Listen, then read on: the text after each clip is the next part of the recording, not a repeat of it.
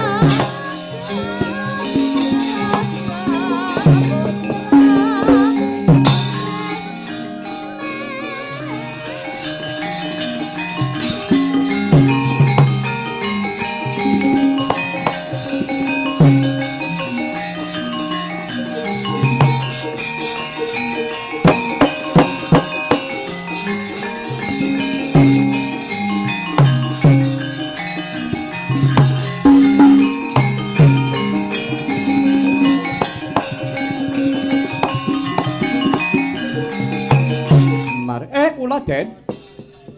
Iki teken Wuluh Gading kok temancep ana ing pager tembok. Nggih niki. Iki apa pancen dawuh pangendikane Kanjeng Hyang Papane ya ana kene iki apa pancen mandheg merga kepalang kelawan pager tembok dhuwur iki. Saking pangraos kula kok ketingalipun nggih wonten mriki ingkang dipun wastani Mustika kala wau. Iya. Nek mboten klentu niki pager tembok watesing kraton.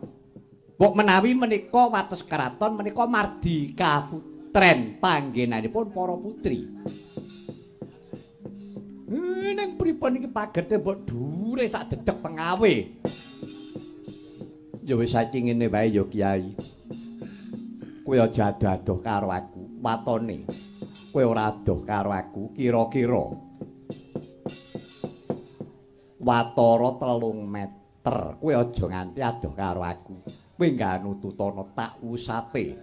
Pager tembok iki karben mendhek. Nggih pun mang tindake.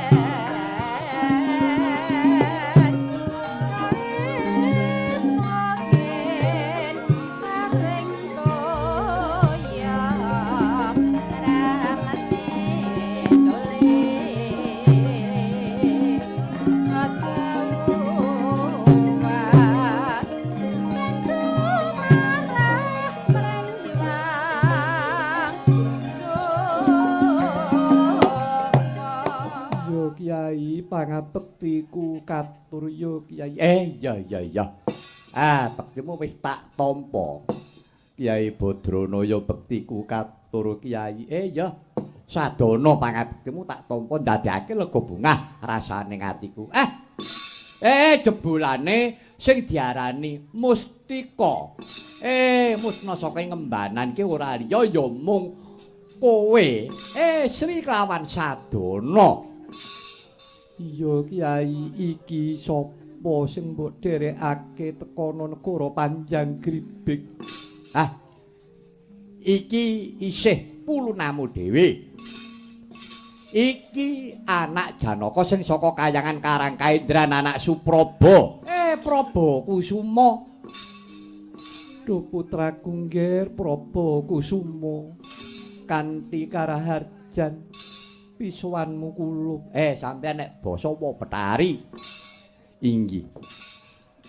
Kanjeng Wopetari Raharja pisuwan kula bekti kula katur. Ya tak tampa ndadekake lega bungah rasane atiku.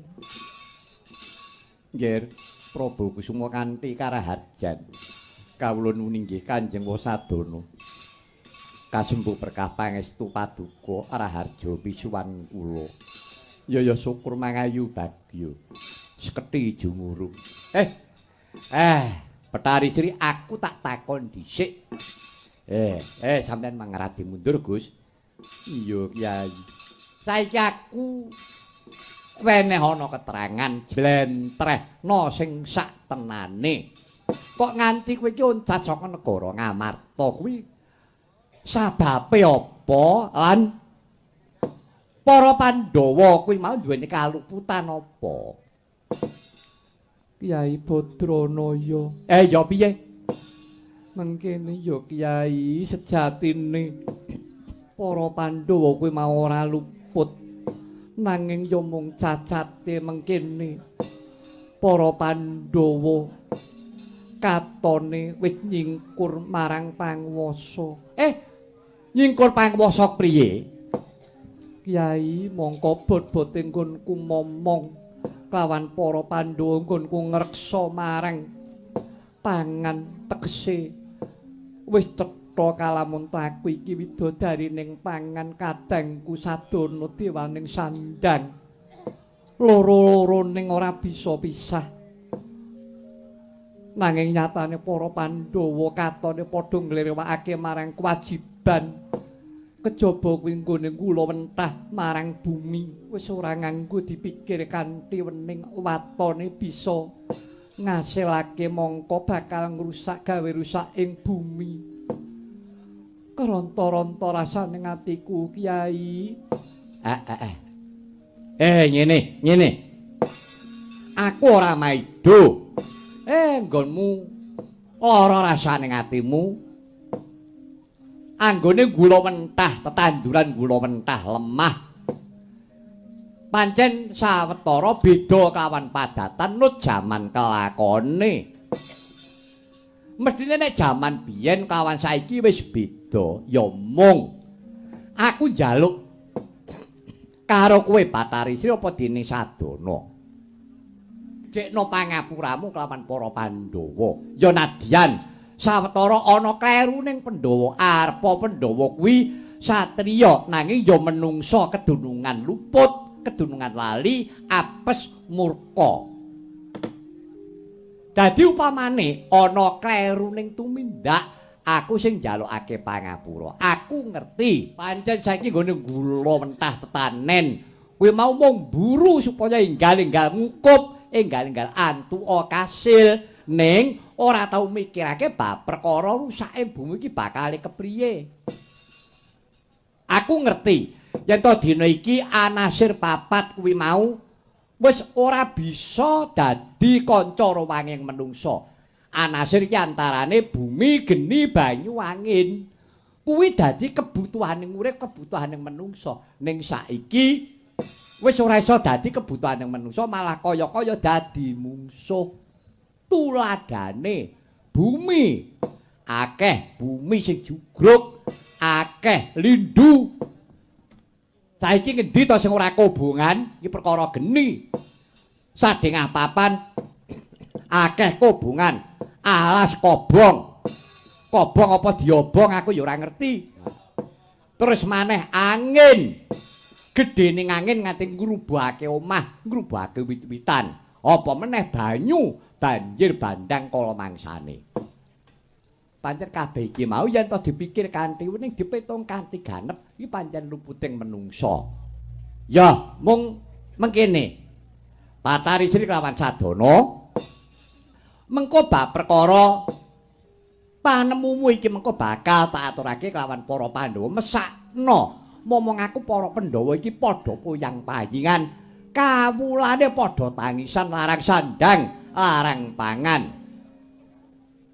Mula tak jaluk rilaning atimu, Sri lan Sadana kudu bali, kudu mulih marang negara Ngamarta. Mesakno kawula Ngamarta, mesakno momongamu para Pandhawa. Kyai Badranaya. Apa Bathari Sri? Ya Kyai yen to pancen mengkono sawetara suwe nggon kuncat saka negara Ngamarta. Pancen dina iki kaya aku santuk pariparmaning dewa sarta para Pandhawa wis padha eling marang kewajiban kautaman.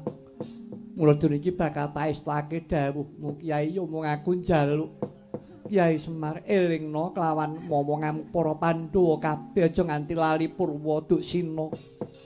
Nggone kula wentah marang tetanduran ya kon ngopeni sing becik. Ya, wis aja semlang aja kuwatir.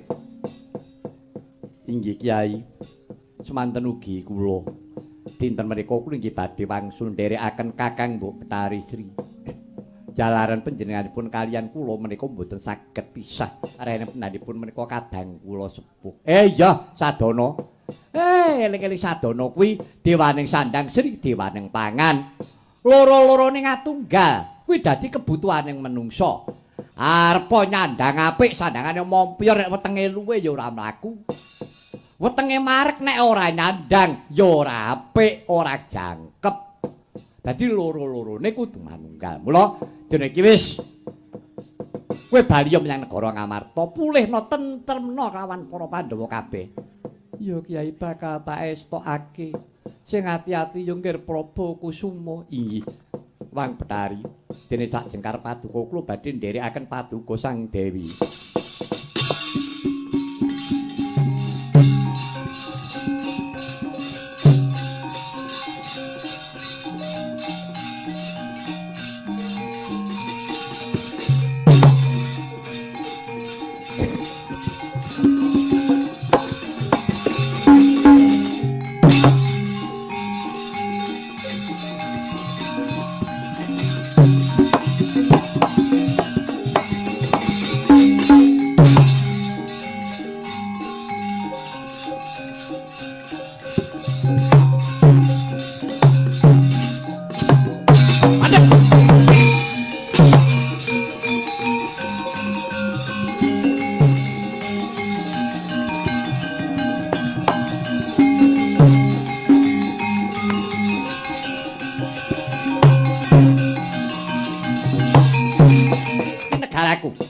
Negara Panjang Gribik, aku putrane Kanjeng Rama Prabu Serang Trenggana.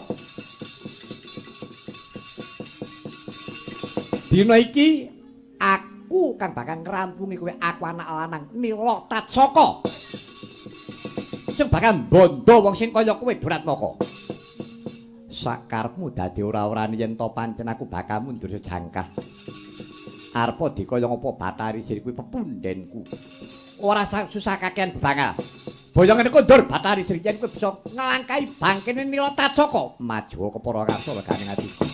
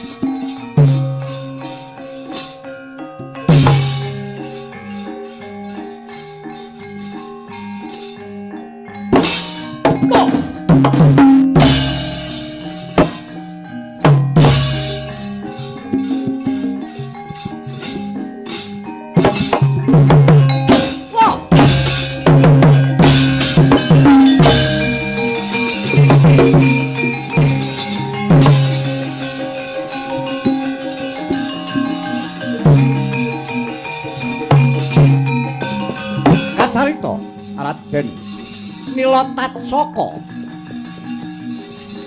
putra Narendra Panjang Gribik Prabu Sirang Trenggana riwusnya kasorat yudane ya Triwikrama ical wujuding satria ical wujuding manungsa wujud naga sabongketing ngetah gedene.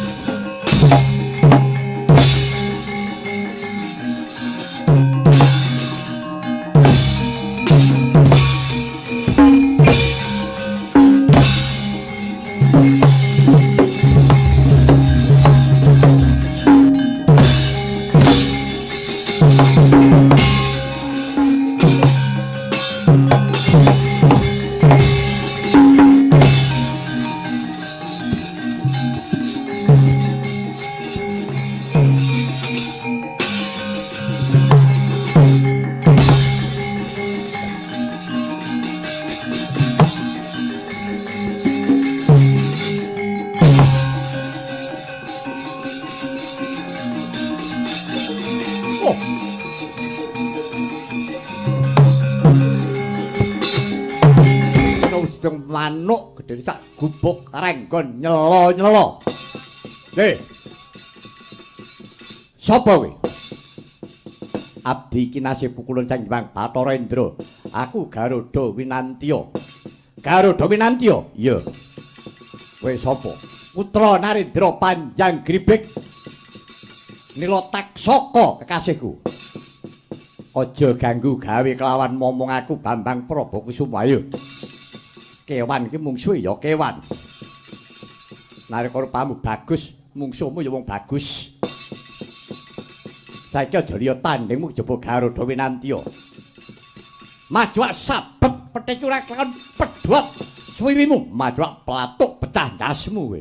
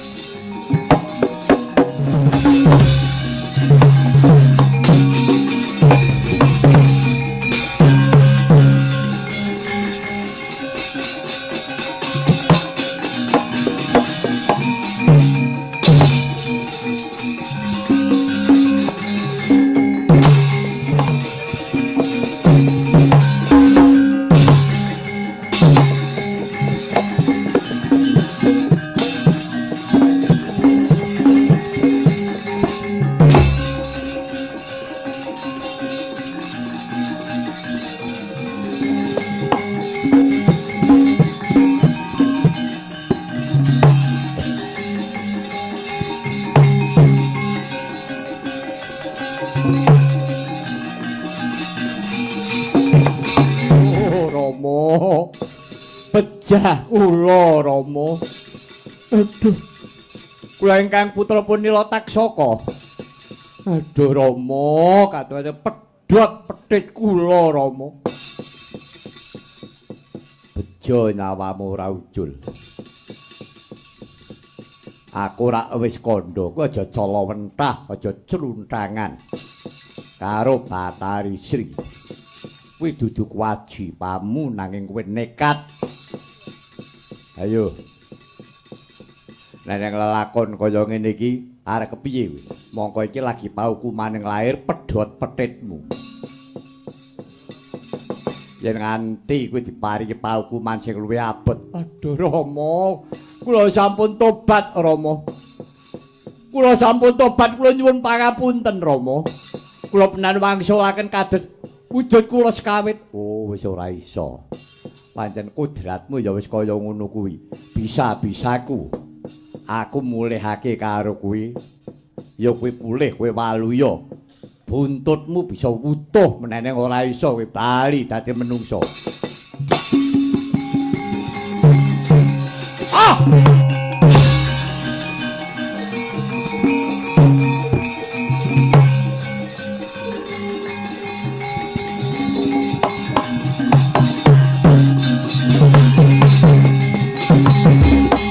Oh, lajeng kados pundi Rama? Menawi gesang kula boten saged pulih kados ingkang sampun. Lah ya kuwi entuk-entukane wong ki yen murka. Paukumaning dewa kaya ngono kuwi. Menapa menanipun Kanjeng Rama boten badhe mbelani kaliyan kula Rama? Kowe tak kandhani. Aku iki nggonku sungkem. Nggonku sungkem karo Petari Pertiwi jalaran aku keputangan budi negara Panjang Gribek. Dadi becik jalaran dilenggahi Petari. Bathari Sri sing bisa gawe kemakmuraning para kawula dasih. Mung perkara mbok ongkreh-ongkreh iki. Aduh. Kula mboten trimah Rama. Ya wis. Saiki ngono wae nek pancen kowe ora trima, aku ya ora trima. Nanging kuwi aja nyampuri perkarane bapakmu. Keparingipun Kanjeng Rama, aku bakal nyusul Bathari Sri. Ah!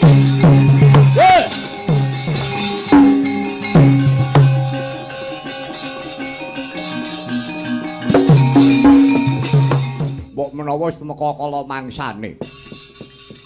Negara Panjang Gribik wis koncatan bab perkara kautaman. Koncatan ya kuwi bab perkara katentremaning batin. Batari Sri wis jengkar saka Panjang Gribik. Kabeh prajurit Tama, tutno aku jantraku iki.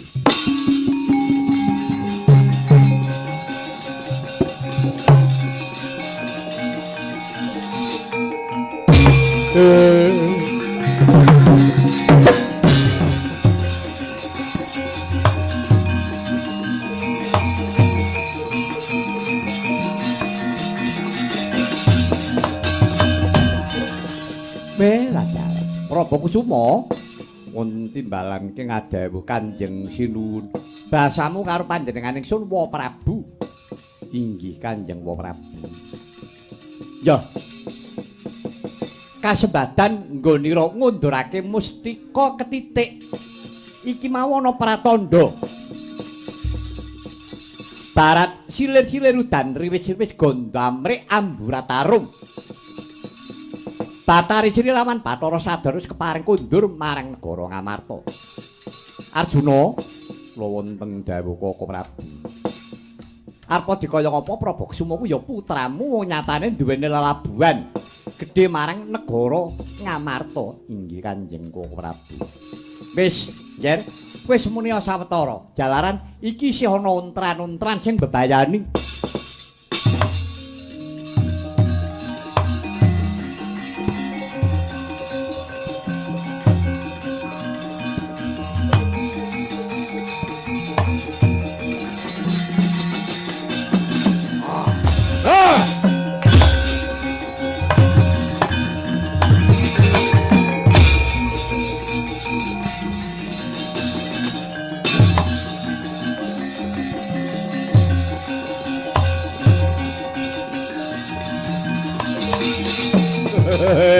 Dalah. Satriya bergagah ngaglah. Sapa kuwi? Satriya unggul pawenang Raden Werkudara. Werkudara. Ya kowe sapa? Ratu Panjang Gribik Prabu Sirang Trenggana ya Prabu Merak Kesimpir. Ya Prabu Lumbung Silayur. Arep apa gemprong-gemprong bengok-bengok. Dina iki aku bakal njaluk baline Batari Sri miwah Bathara Sadana. Ora melek mripatmu ditambung ing para Pandhawa. Mbah, ora idep. Nyatane mapan ana negaraku wis Watara Candra. Kawulungake yen pancen kowe bisa mbengkah dadane Werkudara. Kelak kokop getemu.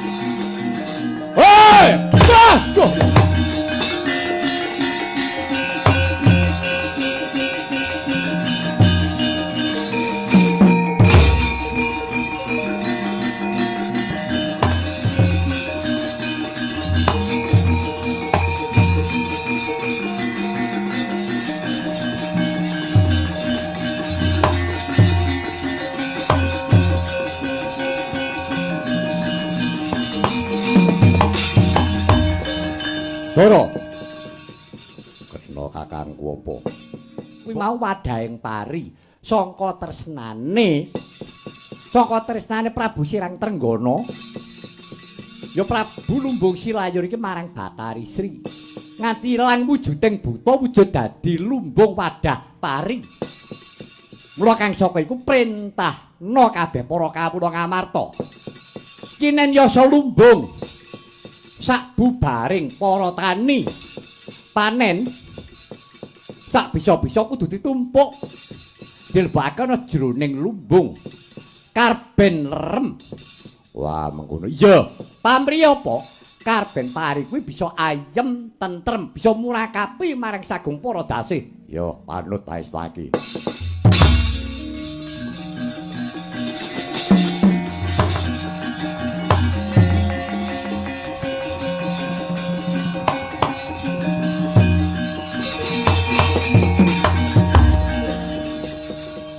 Iki kok dadi ana wujuding naga dene sak bangka ngeta ning kowe kuwi dudu sak lumrahing kula. Inggih sinuwun. Kauningan kula menika putranipun Narendra Panjang Gribik ing sekawit kula menika wujuding manungsa. Nami kula Nila Taksaka. Namung kala semanten kula tandhing kayan Praba Kusuma. Kula Dewi Krama wujud dados Taksaka menika Praba Kusuma oncat dipun beta kaliyan Garuda. Lajeng kula mboten saged wangsul, mboten saged pulih wujud kula. Monggo sinuwun. Dados menapa-menapa kula menika namung kepingin caket kaliyan Bathari Sri. Mboten wonten ceceking manah kula kepingin badhe garwa babar pisan mboten menapa malih wujud kula sampun kados ngaten. Kowe kepengin caket karo Bathari Sri. Inggih sinuwun. Ya. Tak paringi-parilah gandeng iki wujudmu naga iki wujud mula. Kowe mapana ana tengah sawah. Ya. Inggih.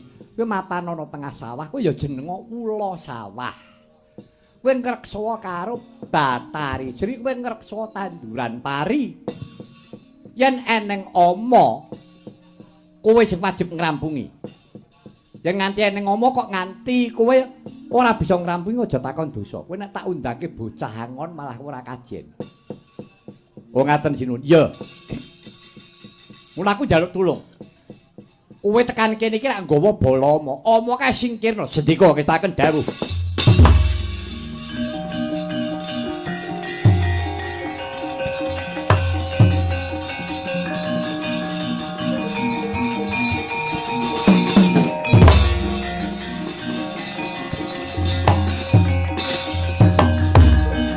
Yen ora kleru kowe kuwi Raden Nila Taksaka. Ya, Jinada kuwi arep ngopo? Lho. Lah kok malah kowe mbalik kowe ngrewangi Pandhawa. Sangka gedene katresnanku karo Bathari Sri. Aku diwenangake ngreksa marang katentremane Mang Bathari.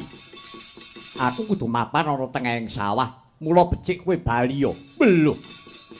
Gampang men. Kowe saiki kok dadi kowe salin sloga kaya mengkono. Timbang kowe ndedaleng mripat gawe wirang, kata sirnakake aja kakean cerewet.